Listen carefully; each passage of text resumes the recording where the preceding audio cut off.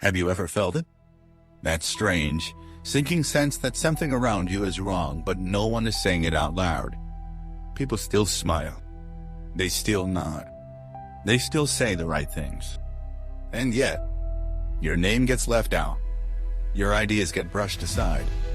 Your energy begins to drain, not because of open conflict, but because of something far more subtle: silent sabotage. It is the kind of pain that does not leave bruises, but breaks you slowly. And what makes it worse is this: when you try to explain it, you sound paranoid. So you stay quiet. And in that silence, they win a little more. But today, that ends. In this video, we are going to explore 11 signs that someone does not just dislike you, they want you gone. These signs are not always loud. In fact, the most dangerous people in your life are rarely obvious. They move in the shadows. They manipulate through charm. And unless you know how to see clearly, you may spend years blaming yourself for what they have been orchestrating behind the scenes. By the end of this video, you will no longer second-mindless guess what your gut already knows. You will have language for the subtle violence they cause. And most importantly, you will learn how to protect your mind, your energy, and your peace without becoming bitter, reactive, or broken. Let us begin with the first sign: they sabotage you in silence. Not with confrontation, but with corrosion. The Stoics never feared enemies who shouted. They were trained to notice the ones who whispered. The people who nod when you speak, but slowly chip away at your reputation the moment you leave the room. They never challenge you directly that would expose them. Instead, they misunderstand your ideas in just the right setting. They accidentally forget to pass on information.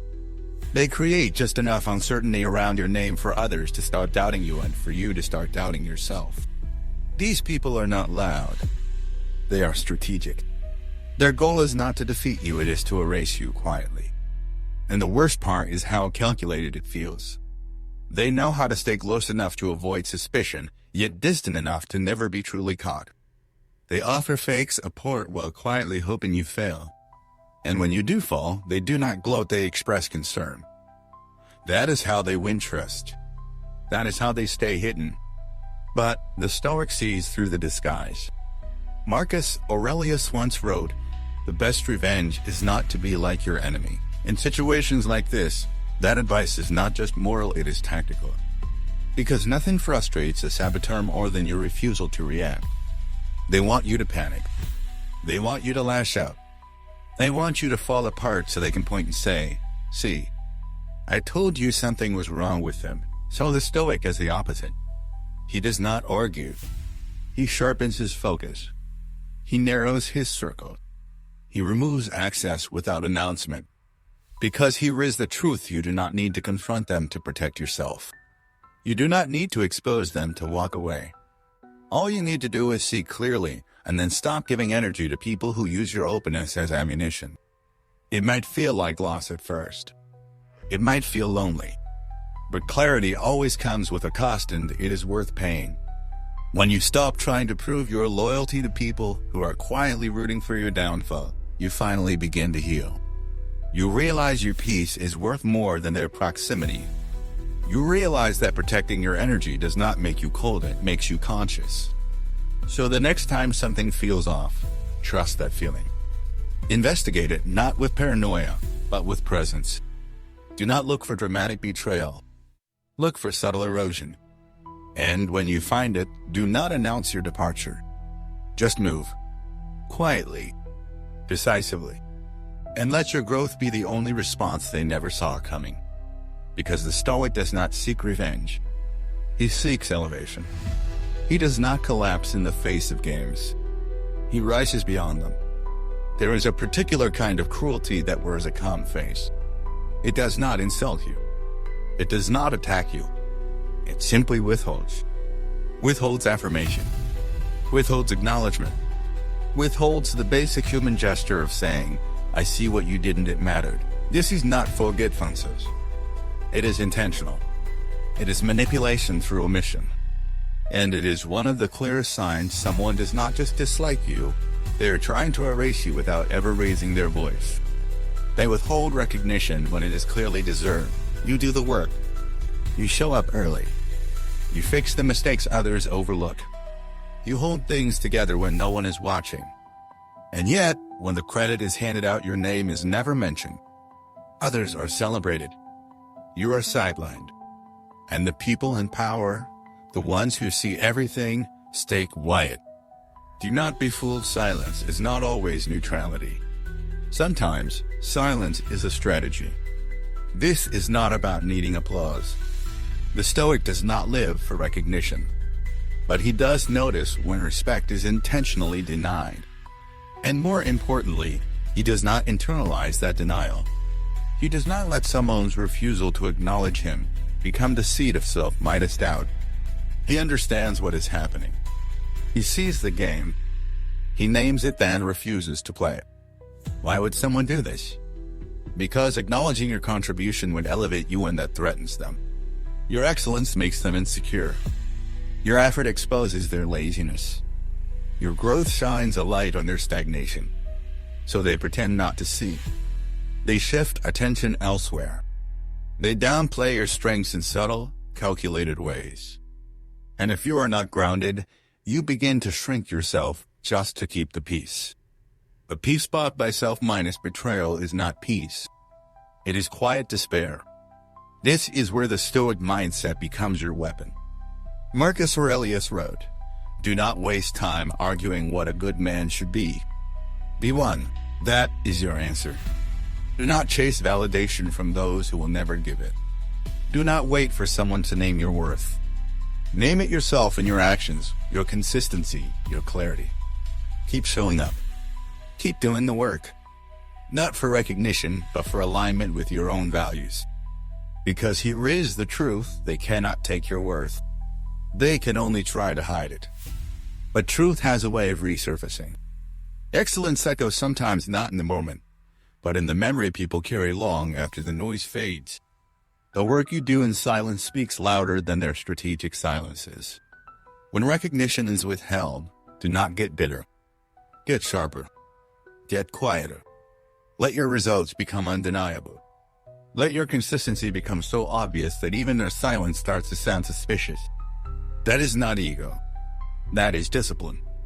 You cannot control whether someone praises you, but you can control whether their silence affects our sense of direction. And that is the Stoics' focus: not applause, but purpose. Not approval, but principle. So when your name is left out again, breathe. When someone else is celebrated for the thing you built, breathe.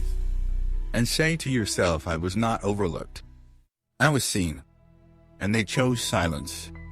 That speaks volumes. Then move forward, not for them, but for the version of you that refuses to need their permission to be great. Because the person who can continue to give their best when recognition is absent, that is someone who is not just powerful, but untouchable. Say nothing. Let your work keep speaking. Let your stillness become a storm they cannot silence. There is a particular kind of betrayal that is harder to name because on the surface, it looks like support. In public, they praise you.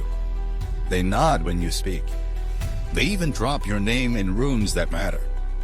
But in private, something shifts.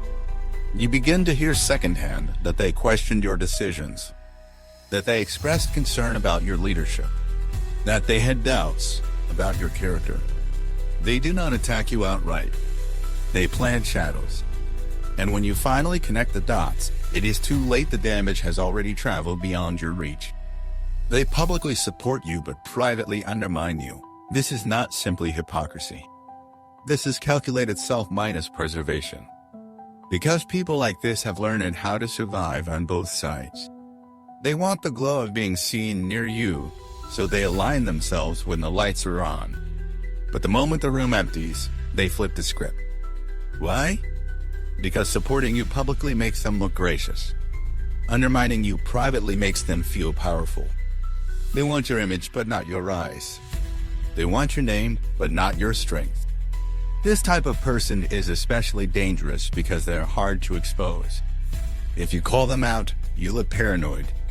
If you distance yourself, others wonder why. They hide behind compliments, behind curated friendliness. Behind phrases like "I just want what's best for them," and unless you are grounded in something deeper than perception, their tactics will slowly pull you into a spiral of confusion and self-doubt. But the Stoic does not spiral. He watches. He waits. And most importantly, he refuses to lower his standards, just to expose someone else's lack of them. Marcus Aurelius wrote, "Look beneath the surface. Let not the quality of a thing nor its worth escape thee." In other words, do not be blinded by appearances. Do not mistake flattery for loyalty. Look deeper. Listen to the spaces between words. Watch how they speak of others behind closed doors, because that is exactly how they will speak of you when you are not there. This type of betrayal hurts not because it is loud, but because it is dressed in the language of care. You begin to question your judgment. How could someone who supports me also tear me down? But that is the trick. Their praise is not love. It is leverage. They speak well of you only when it serves them. They do not uplift you because they believe in you. They uplift you because they benefit from being near your light until it threatens to outshine them. And this is where many people make the mistake of chasing clarity from the wrong source. They confront. They ask for explanations. They try to get the saboteur to admit the betrayal. But the Stoic knows there is no value in dragging the truth out of someone committed to hiding it.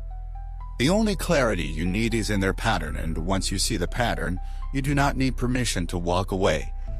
Instead of demanding honesty from someone who thrives on ambiguity, you return to your center.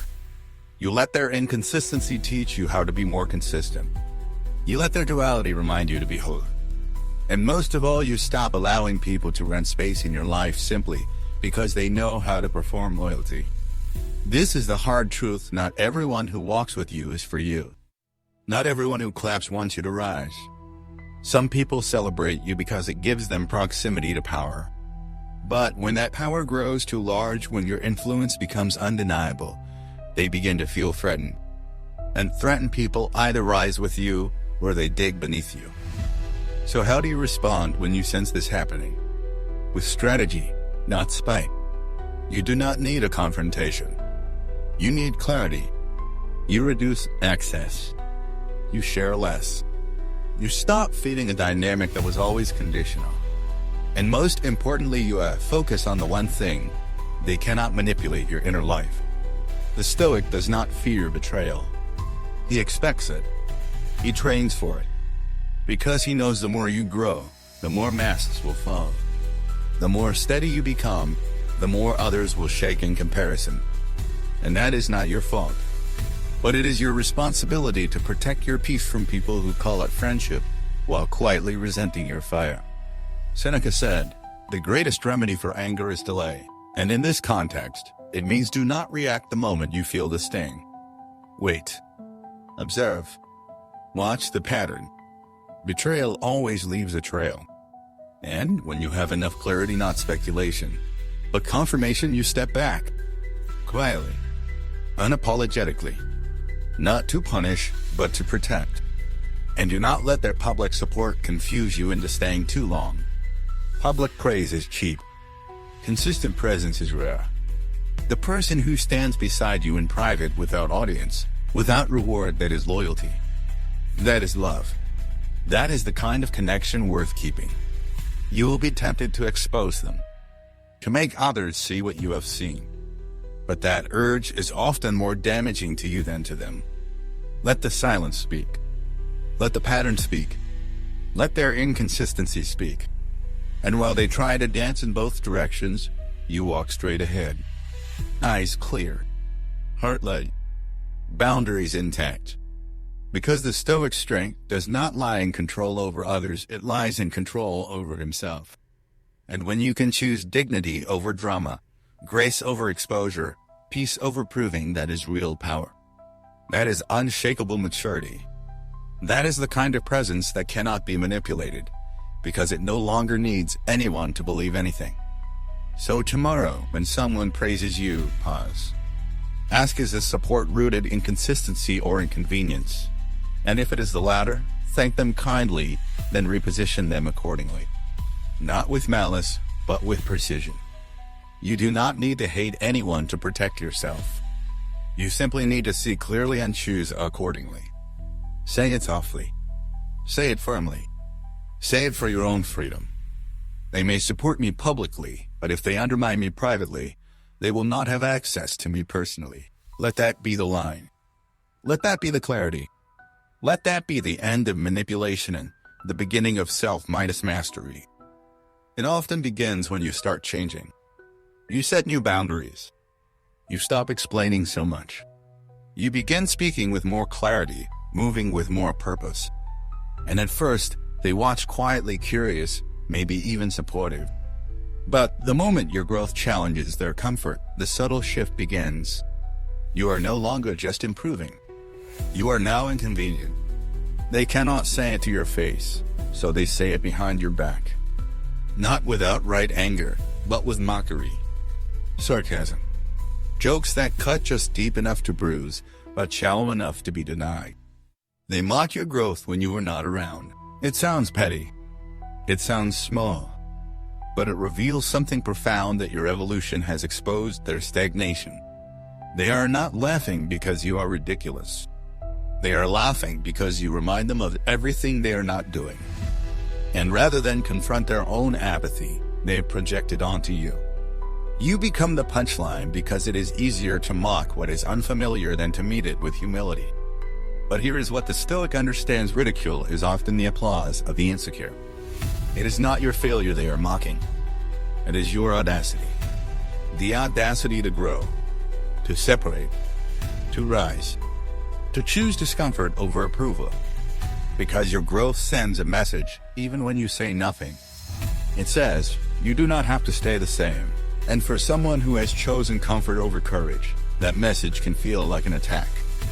Marcus Aurelius reminds us, if anyone can refute me, show me.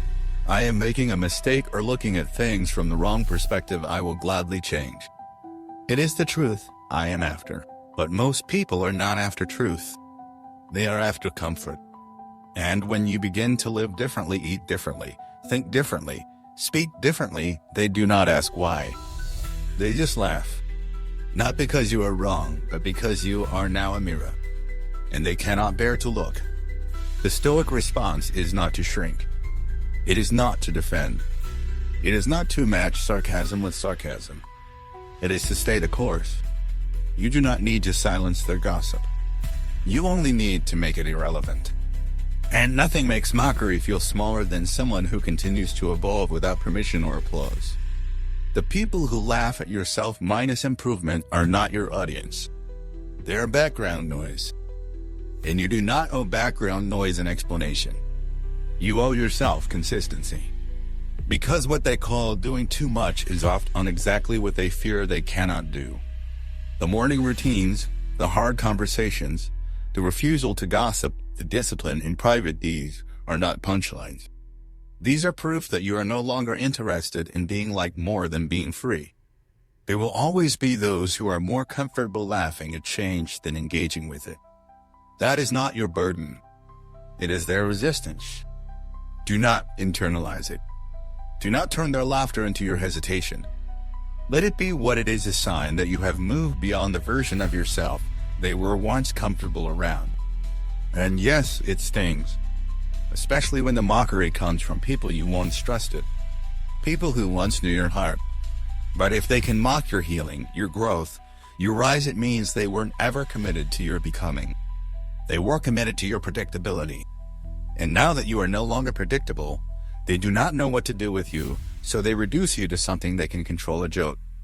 But you are not a joke. You are becoming. Slowly. Fiercely. Quietly. And that journey does not need applause to be valid.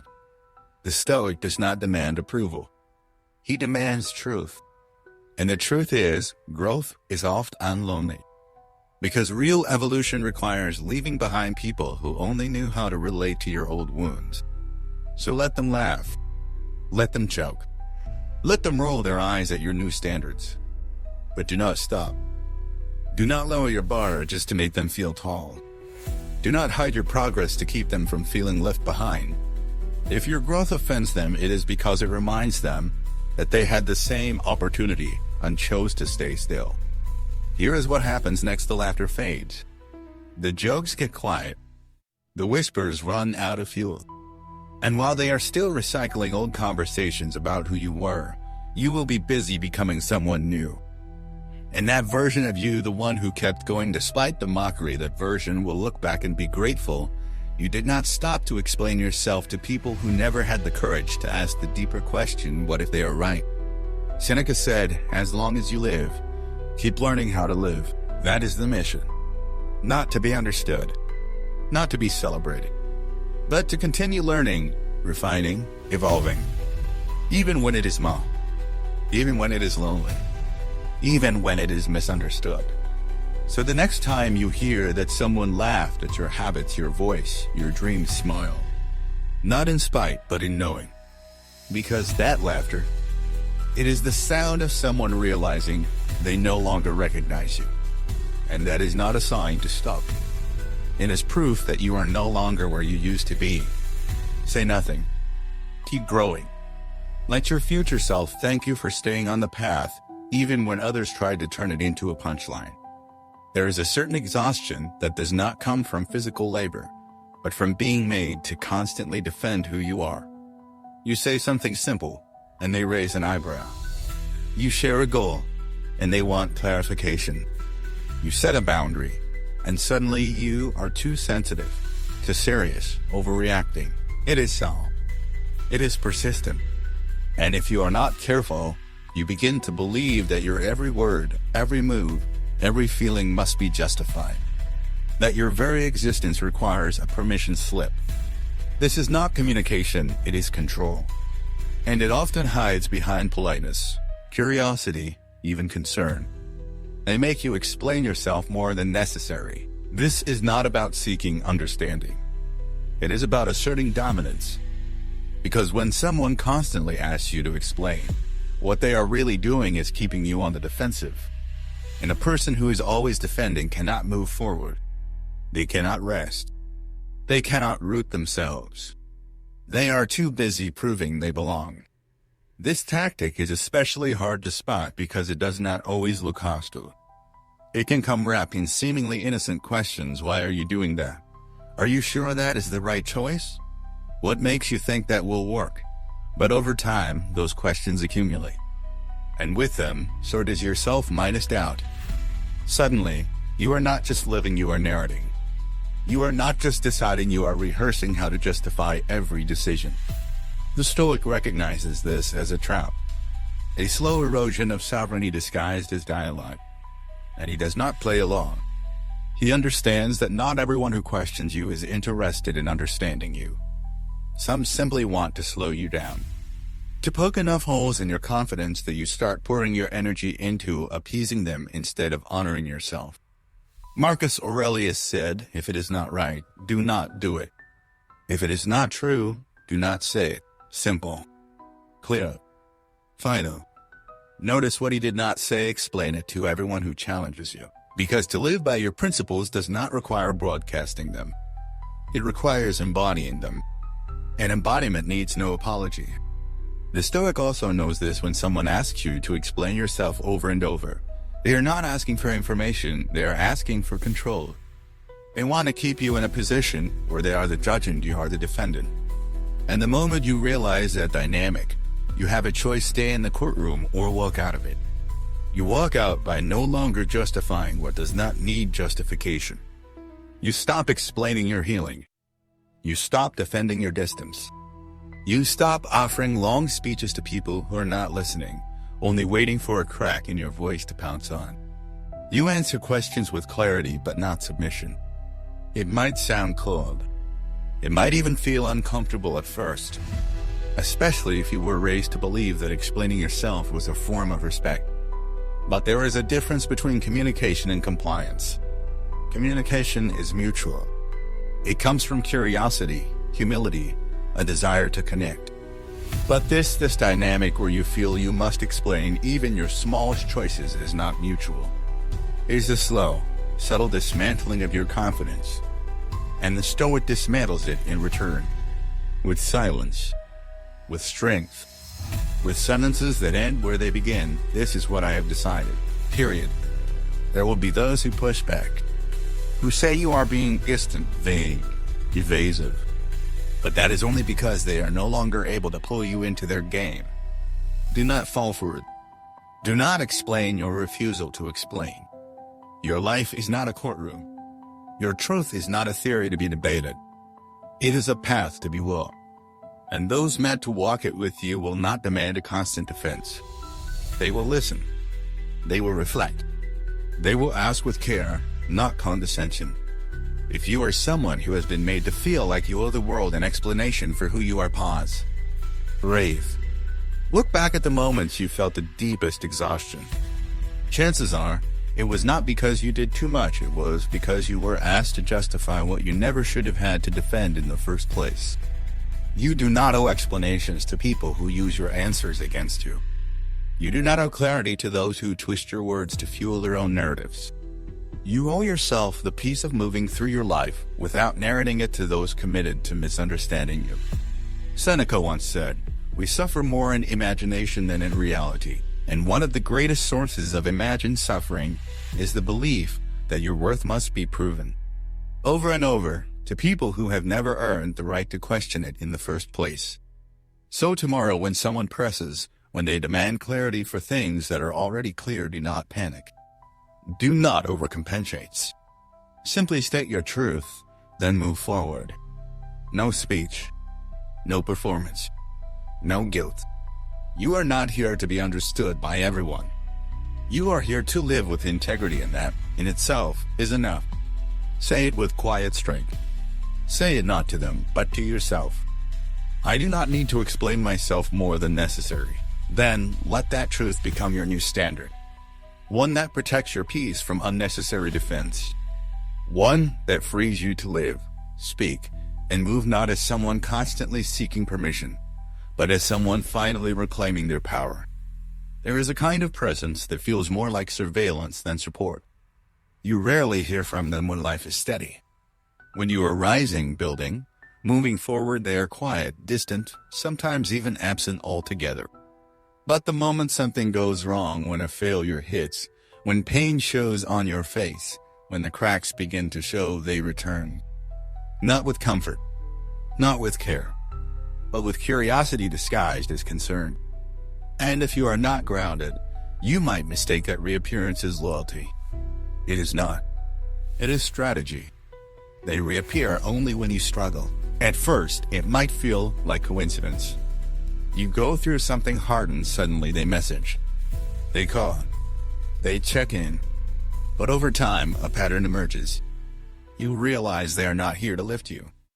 They are here to see you small. And the reason they vanish when you are strong is because your strength makes them feel invisible. Your stability makes them irrelevant. But your struggle, that gives them access. That makes them feel needed. That gives them a reason to insert themselves into your story again. The Stoic watches this dynamic with clear eyes. He knows that not every presence is positive. That not everyone who shows up during your weakness is doing so out of love.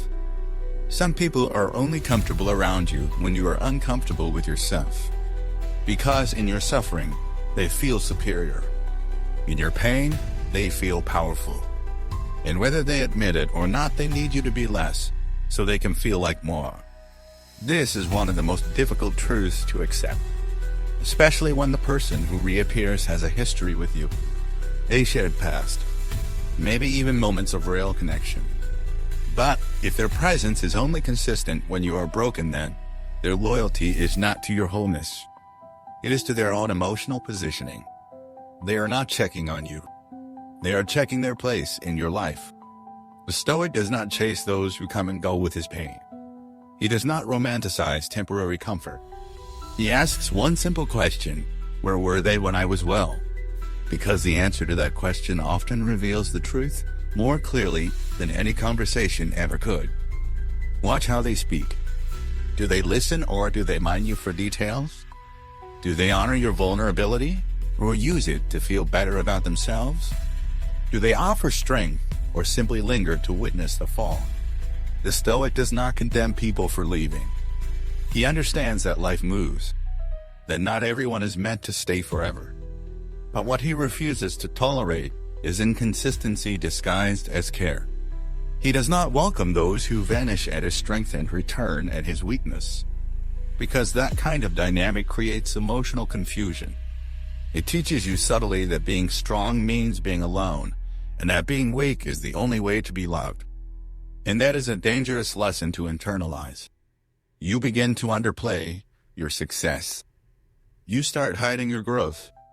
You shrink your joy just to maintain connection with people who cannot tolerate your evolution. But your peace is not a performance. Your progress is not something to be dimmed for the comfort of those who only feel useful when you are hurting. The Stoic cuts through that illusion. With clarity. With boundaries. With the simple refusal to let inconsistency masquerade as intimacy. That does not mean you shut everyone out. It means you pay attention. You track the pattern. You take note of who checks on you when there is nothing to fix. Who supports you not just in crisis, but in consistency. Who does not need you to be in pieces in order to feel close. And once you see that someone only walks through your door when they hear your walls are falling, you do not slam the door in anger. You simply stop leaving it unlocked. Seneca said, associate with people who are likely to improve you. That improvement is not just intellectual. It is emotional, relational, energetic. Are they feeding your growth? Or feeding off your pain? Are they anchoring you? Or are they clinging to the version of you that was most easy to manage? These are not comfortable questions, but they are necessary. Because the Stoic does not just seek stillness, he protects it. And part of that protection is knowing who genuinely offers support and who offers surveillance dressed in sympathy. So the next time someone reappears just as life falls apart, pause. Observe. And instead of asking, why are they back? Ask, why were they gone? If their loyalty is only active when you are passive, reconsider their access. You do not need people who celebrate your storms and vanish in your sunshine. You need those who walk beside you in silence and stay, even when the skies are clear. Say it not with bitterness, but with clarity. They reappear only when I struggle, and that is no longer enough. Then stand in your strength, not as a shield, but as your natural state. And trust that the people who belong in your life will never require your weakness to feel close.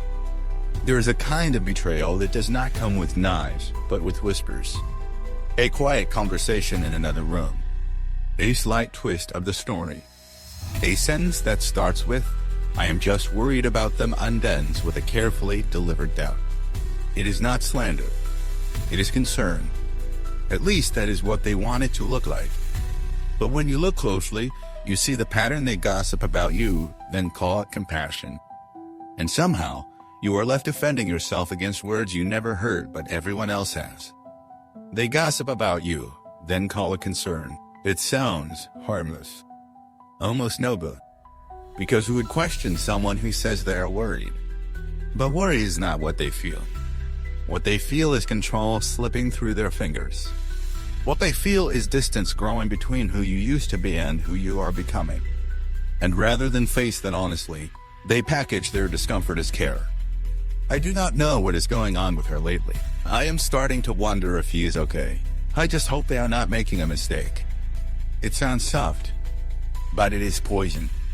Delivered gently enough to seem helpful. Sharp enough to shout out. And when you finally hear what has been said, you will be told it came from love.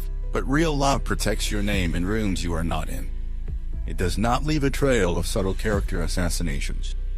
It does not disguise its gossip in the clothing of concern.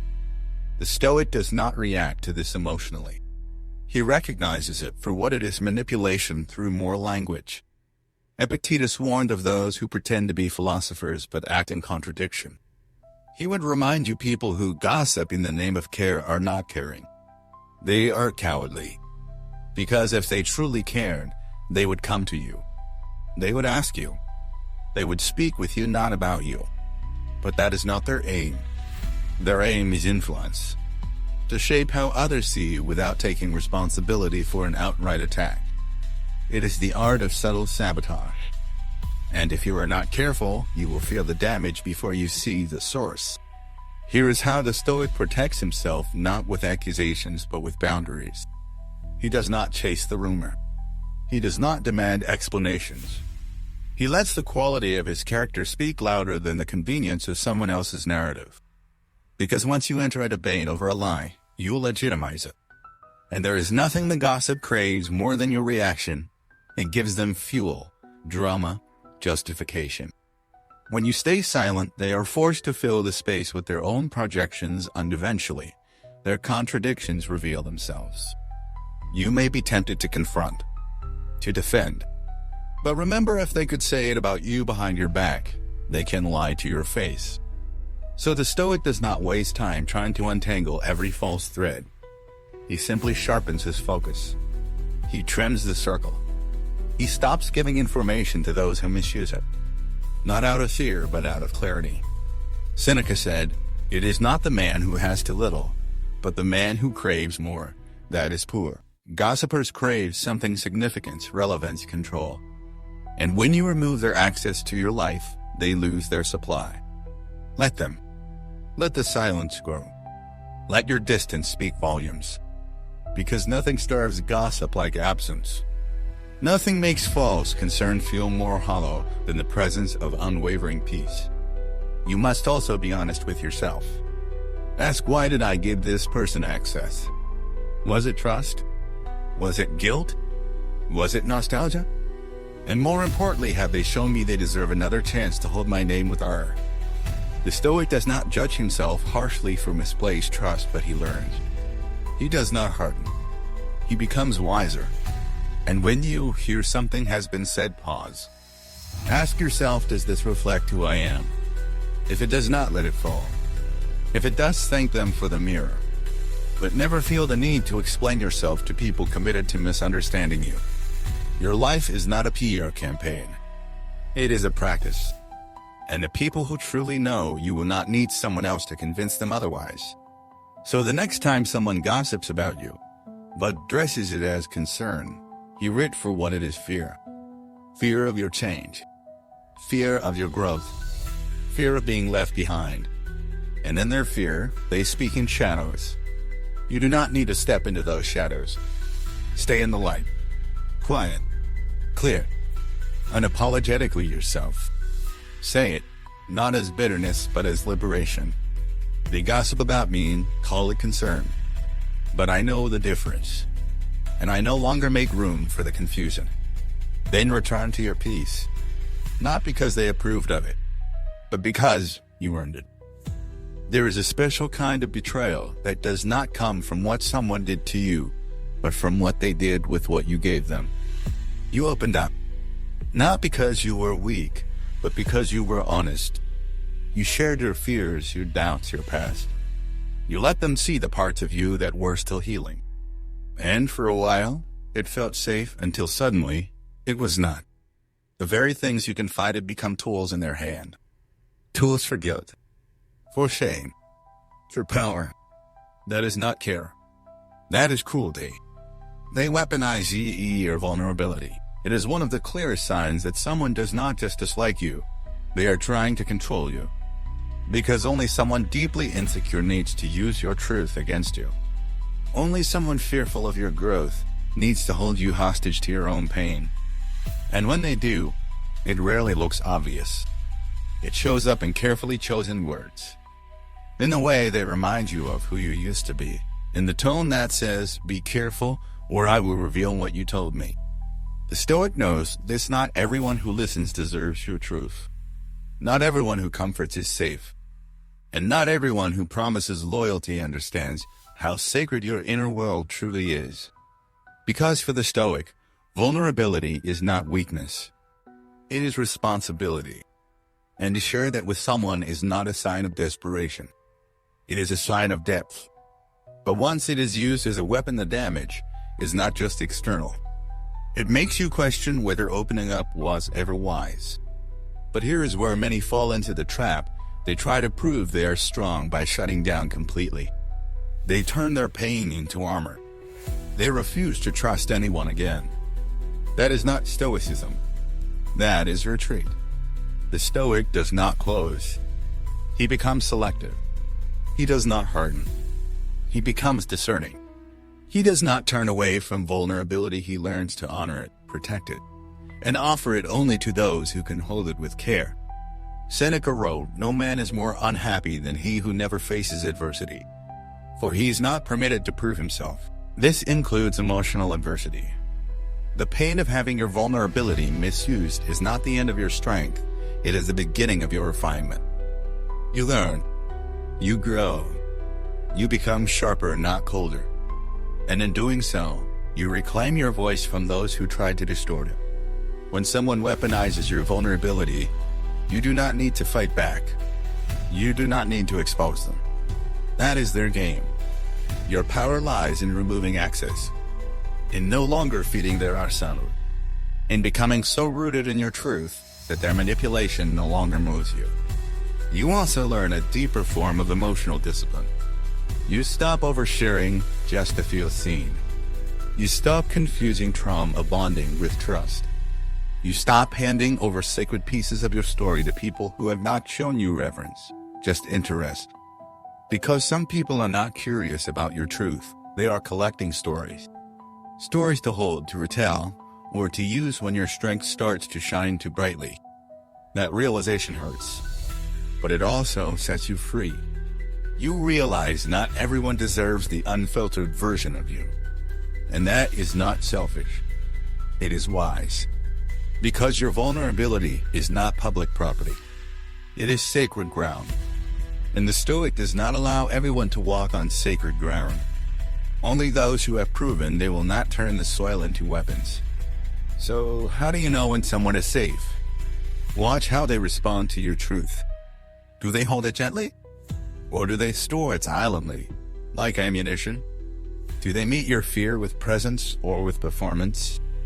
Do they ever reference your pain when trying to win an argument or make a point? If so, step back. Kindly, quietly, unapologetically. And do not be afraid to reclaim parts of yourself from people who once seemed safe. You are allowed to withdraw your access. You are allowed to rebuild boundaries.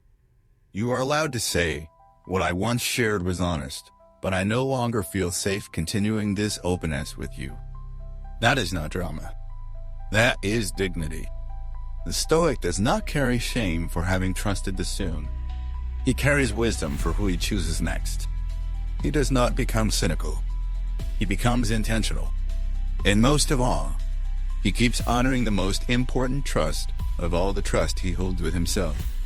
So say it not as a defense, but as a declaration.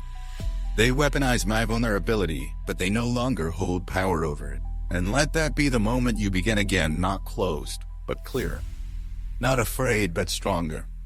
Not bitter, but wiser. There is a kind of silence that feels louder than shouting. It happens when you finally speak your truth, share something painful, something you have carried quietly for too long, and they respond with a shrug, a smirk, or worse, a quick change of subject. No questions. No pause. No recognition. Just a quiet dismissal that says, "That is not important." And in that moment, you realize they were never listening to understand. They were waiting to minimize. That is the first cut. The second comes later, when those same people, so quick to downplay your pain, suddenly develop sharp clarity when it comes to your flaws. Every mistake is remembered. Every weakness magnified. Every imperfection recited like a script. They downplay your pain and exaggerate your flaws. This is not care. This is control. And the Stoic sees it for what it is, an emotional imbalance rooted in insecurity. Because some people are so uncomfortable with their own powerlessness that the only way they know how to feel strong is to make others feel small. And what better way to do that than to ignore what wounded you and amplify what can be used against you? At first, you might doubt yourself. Maybe you will think you are too sensitive. Maybe you will start replaying your words, wondering if you said too much, if your pain was valid enough, if you should have kept it to yourself. But that is the trick. That is the emotional bait they set, to make you believe your hurt is too heavy for others, that your flaws define you more than your efforts, that your presence is more burden than blessing. But the Stoic does not take the bait. He knows that human dignity is not measured by flawlessness but by honesty. By how willing you are to look at your life with all its imperfections and still choose to show up, still choose to speak, still choose to grow. And he knows this: anyone who belittles your pain while highlighting your flaws is not a mirror, they are a distortion. Marcus Aurelius wrote, "When you wake up in the morning, tell yourself the people I deal with today will be meddling, ungrateful, arrogant, dishonest, jealous, and surly." That sounds harsh until you realize he was not being cynical. He was being prepared. He was reminding himself, do not expect everyone to meet you with grace. Some will not. And when they do not, it is not about you. It is about their own inner disarray. People who are uncomfortable with vulnerability often attack it. They do not know how to sit in silence while someone else is hurting. So they shift. They minimize. Or they deflect by turning the focus back to you. Well, you are not perfect either. You always do this. Maybe if you had handled it better. These are not reflections. These are redirections. And the Stoic does not entertain them. He lets the comment fall. He watches not with bitterness, but with clarity. Because once you see this pattern, you stop expecting comfort from those who are threatened by emotional honesty. And then comes the hard part: you learn to validate yourself. You stop waiting for others to say, "That must have been hard." You start saying it to yourself. You stop needing others to acknowledge your growth. You begin acknowledging it privately, in quiet rooms, without applause. That is the Stoic strength. He is not immune to pain. He is simply unwilling to let others dictate how real it is. And what about your flaws? You have them. We all do. The Stoic does not deny that. But he does not exaggerate them either. He studies them, learns from them, uses them as sandpaper to smooth out what needs refinement. But he refuses to be defined by the worst version of himself, especially in the mouths of those who never celebrated his progress.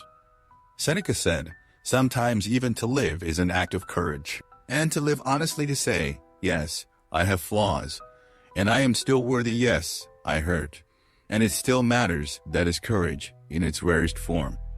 So when they downplay your pain, do not lower your volume. Speak anyway, even if only to yourself. When they exaggerate your flaws, do not shrink. Stand taller, not in defiance, but in dignity. You are not here to be perfect.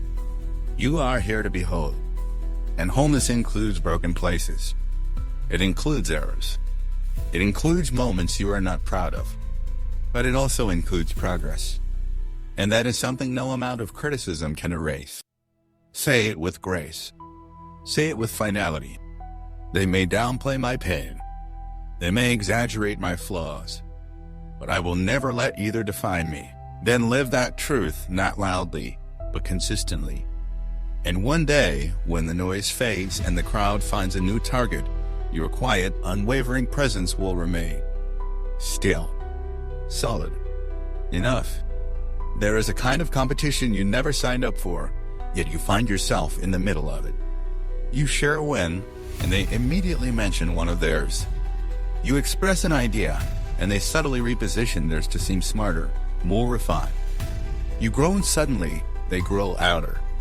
Not to celebrate you, but to reclaim attention. And it never feels overt. They do not criticize you directly. They do not challenge you openly. Instead, they compete with you quietly. They compete with you quietly. No scoreboards. No open rivalry. Just tension. A subtle shift in energy every time you succeed. A look. A pause. A change in tone. At first, you might question yourself. Am I imagining this? Maybe I am reading too much into it. But over time, the pattern becomes undeniable. You realize they are not inspired by your growth, they are threatened by it. And instead of saying so, they compete from the shadows. The Stoic recognizes this early, because he is trained not just in action but in awareness. He notices not only what is said, but what is withheld. Not only the applause, but the hesitation behind it. He does not accuse. He observes, and what he sees, is that some people would rather match your success than celebrate it. Not because they dislike you, but because your rise reminds them of everything they have not acted on.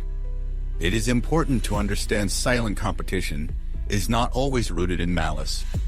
Sometimes it is rooted in insecurity, in a deep fear that there is not enough room for both of you to win, that your excellence means their inadequacy, that your confidence highlights their hesitation.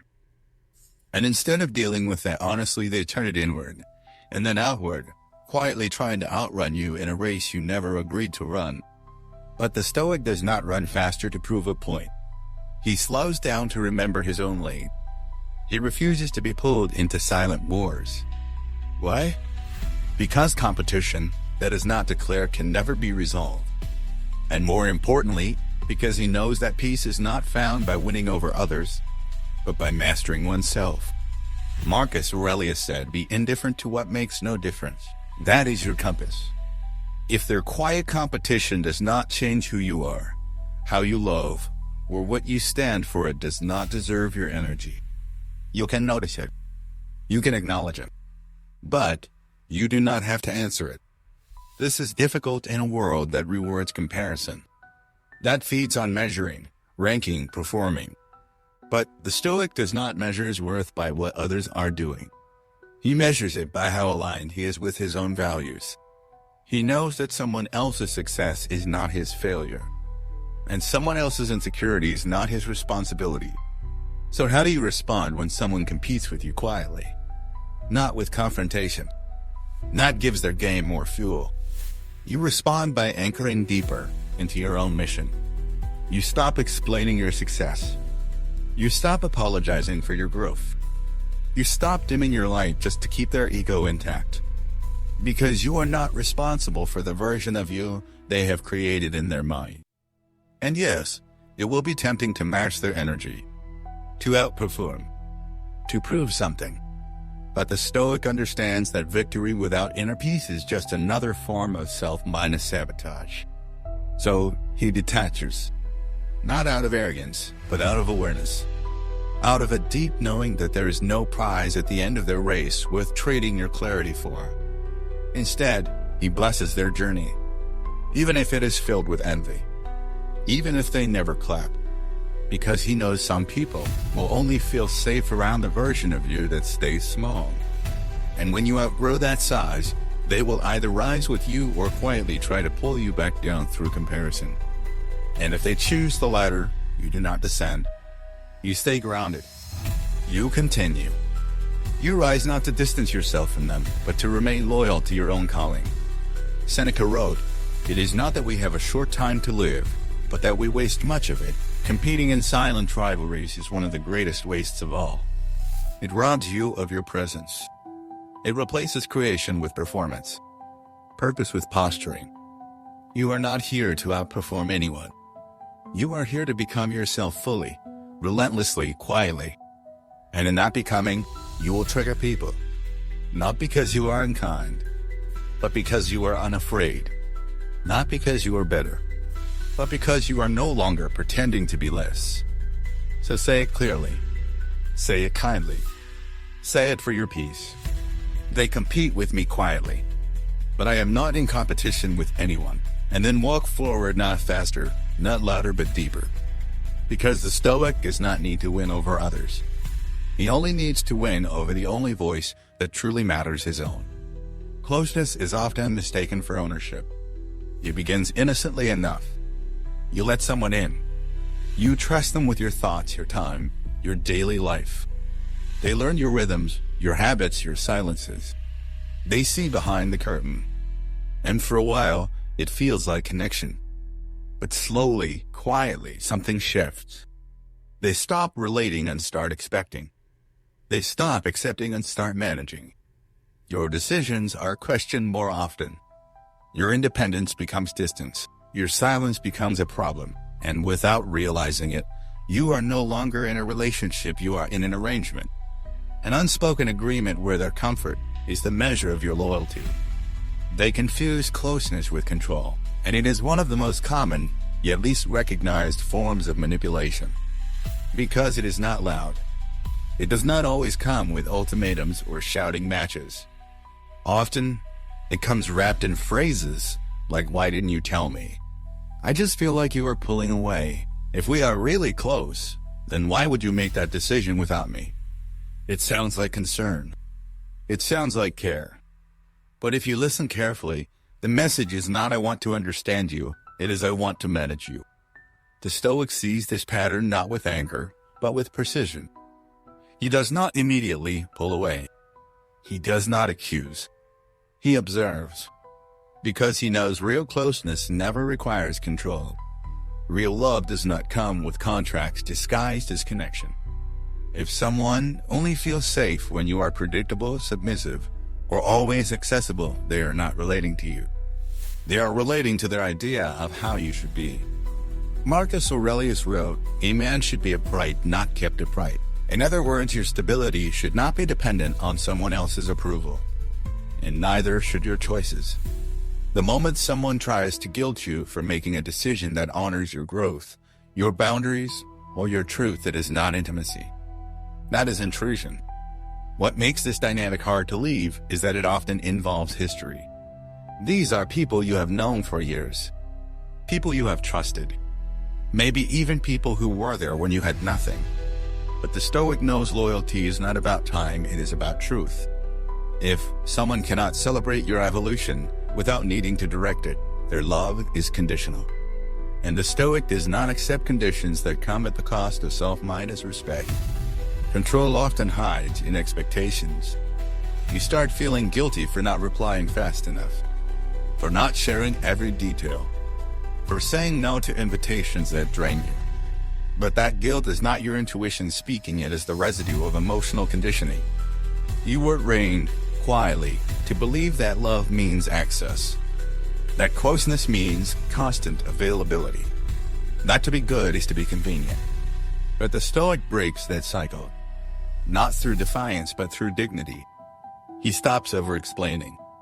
He stops apologizing for honoring his boundaries. He stops mistaking guilt for obligation. Because he knows your presence should be a gift, not a transaction. And anyone who makes you feel like you owe them your peace to prove your closeness is not close to you. They are close to controlling the version of you that benefits them most. This is not about cutting people off. It is about stepping back far enough to see clearly who supports your clarity and who resents it, who respects your growth and who mourns the version of you they could manage, who stays even when you say no. Those answers reveal everything. And when you realize someone confuses closeness with control, you do not need to argue. You simply recalibrate.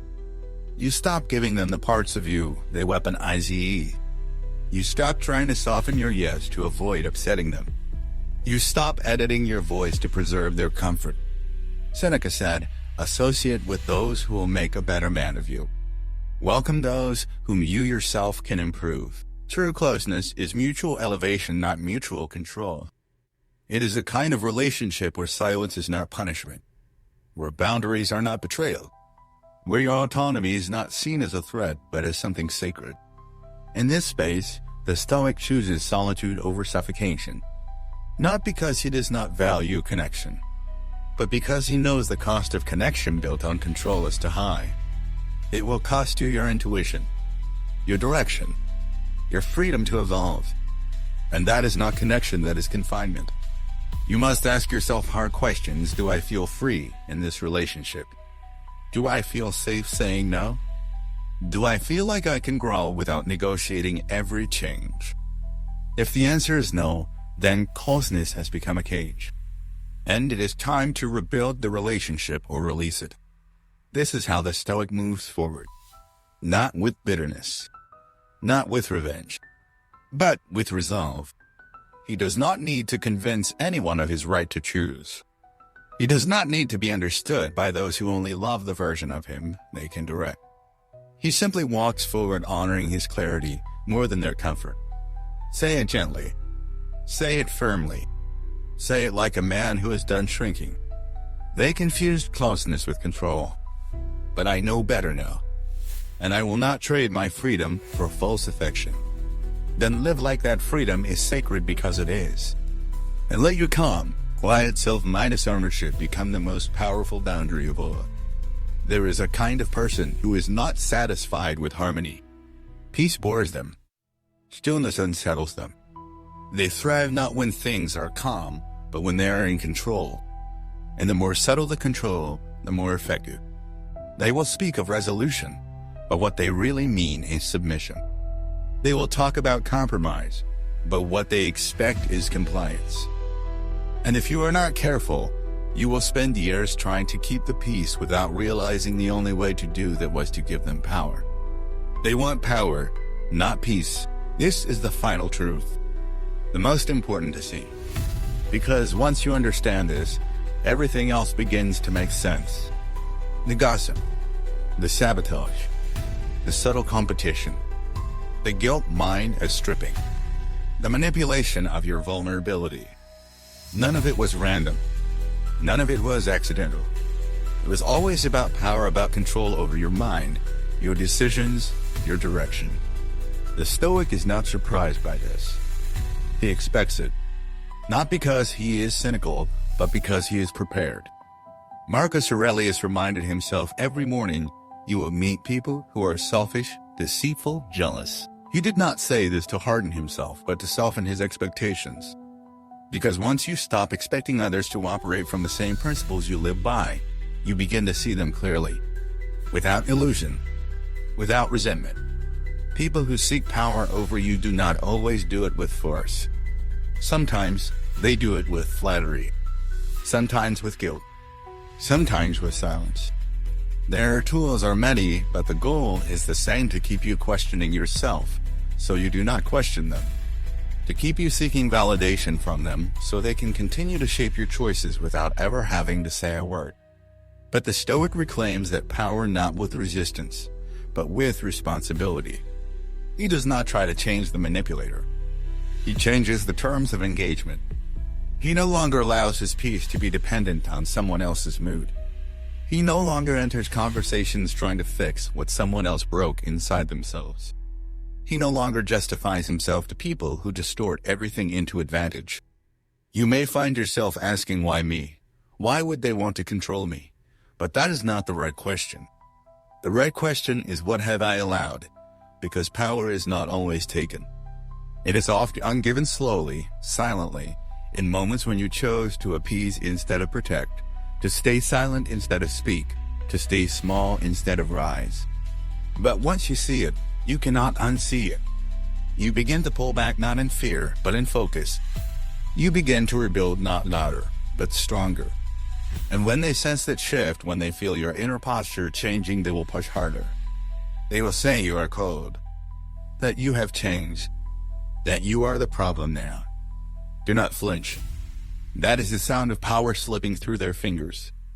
Seneca said, he who is brave is free. And that is your task now, not to win an argument, not to prove your point, but to become internally untouchable. To walk through your life with such self-minus ownership that no one can quietly hijack your identity ever again. Because power is not loud. Real power does not raise its voice. It sets boundaries. It speaks truthfully. It walks away when necessary. And it knows this: you can care deeply and still say no. You can love fully and still let go. You can be kind and still be immovable. Let this final affirmation be your anchor. Say it slowly. Say it with presence. Say it with the weight of every lesson you have learned along the way. They wanted power, but I choose peace, and I will no longer confuse the two. Then go forward, not softer, but clearer. Not harder, but wiser. Not bitter, but awake. You have seen the signs. You have learned the patterns. Now live like someone who will never again be defined by another person's discomfort with your power. Because you are not here to be controlled. You are here to become. Fully. Freely. Fiercely. This is Stoicism. This is freedom.